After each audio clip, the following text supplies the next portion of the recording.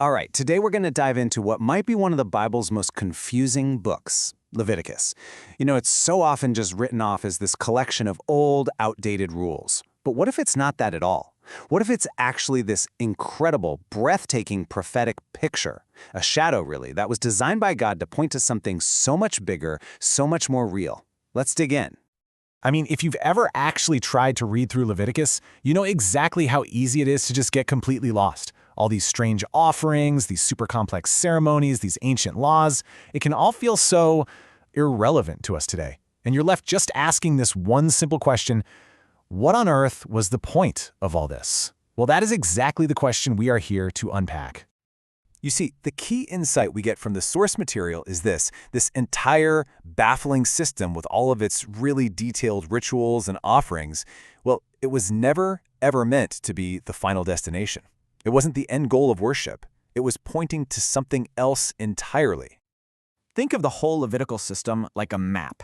And what's the point of a map, right? You don't just stare at it forever. No, you use it to get to a destination. And in this case, the map was very specifically designed to lead all of humanity to a person. And this, right here, this brings us to the absolute core idea of this whole explainer, the shadow and the reality. The entire ancient system was what the scriptures call a shadow. It's a prophetic outline. It was designed from the very beginning to point forward to the reality, the actual substance, which is found in one person, Jesus Christ. So what do we really mean when we say shadow? Well, think about your own shadow. It's a real outline of you for sure, but it doesn't have any substance, right? No color, no life. It just points to you, the solid, living reality. In exactly the same way, all those Levitical rituals were a divinely designed sketch pointing toward the full, the complete, the solid reality that was still to come. And here, you can just see the contrast laid out so clearly. You've got the law with all its rituals and offerings. That was the shadow. It was temporary by design. It was incomplete. It was just a pointer. But the reality, the actual substance, that belongs to Christ. He wasn't just another stop on the map. He was the destination itself. And listen, this is not some modern take we're putting on ancient texts. The earliest writers on this topic said the exact same thing. This quote from the book of Colossians just nails it. These things are a shadow of what is to come, but the substance belongs to Christ. In other words, the entire system was a giant pointer, but the point was always Christ. But here's where it gets really fascinating. This shadow system wasn't just a simple pointer. It was also designed with intentional limitations. These gaps, these failures, were meant to create a tension, a sort of constant, nagging reminder of imperfection that would make people long for something better. The map was good, but it was also designed to show you again and again that it just wasn't enough on its own. The book of Hebrews is super explicit about the law's biggest limitation. It says the law, because it's only a shadow, can never make perfect those who draw near. It could show people the standard of perfection, absolutely, but it was completely powerless to actually make them perfect. Which of course leads to the next big question, right? If this whole elaborate, divinely inspired system couldn't actually perfect anyone, then what good was it? I mean, why did God even institute it in the first place?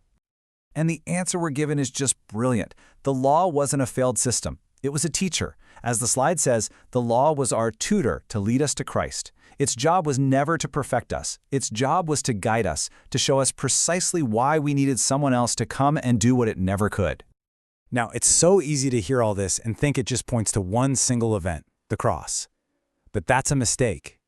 If we reduce this rich, prophetic tapestry to just one moment, no matter how central that moment is, we really miss the full picture. The shadow didn't just point to his death. It pointed to the entire, multifaceted mission of Christ. It was prefiguring the whole symphony of his work, his incarnation, his perfect life, his death, his resurrection, his ascension back into heaven, and get this, even his ongoing, active heavenly ministry for us today. Every single piece was essential, and every single piece was foreshadowed in that ancient system. Let's just do a quick flyover of a few examples so you can see what I mean. First, you have the burnt offering, the ulah, which foreshadowed Christ's total, complete, all-end self-offering to the Father. Then there's the purification offering, the hatta'at, which pointed to this deep internal cleansing he provides for our conscience. The asham, or the restitution offering, showed how he would restore what sin had broken and make things right. And finally, the peace offering, the shalamim, pointed to this amazing, joyful communion we can now have with God. See, each ritual lit up a different facet of his work. And this is so crucial. His work didn't stop when he ascended. That was just the beginning of his ongoing ministry as our eternal high priest. The texts explain that he is interceding for us right now, at this very moment, making sure we always have access to God's presence. So, we've seen how Christ is the external fulfillment of the whole system. But the old system had another massive limitation. It was totally powerless to change the human heart. So what was God's solution for that? Well, the answer was a radical, game-changing shift from external rules to internal transformation. So what happens when the shadow just isn't enough? What do you do when this entire external system just shatters against the reality of a human heart that refuses to follow the map? What then? Well, long before the shadow gave way to the reality, the ancient prophets actually announced the answer. They spoke of a promise directly from God himself that something new, something so much better, was on the way. And here is that incredible promise from the prophet Jeremiah. God declares, "I will make a new covenant. I will write it on their hearts." This wasn't going to be another external law chiseled on stone tablets. No, this was a promise of radical, internal heart surgery. And this right here is the radical shift. The old system was all external, laws written on stone. It was the letter. It was a shadow. The new covenant is internal. It's a new desire written on the human heart, and it's empowered by the Spirit.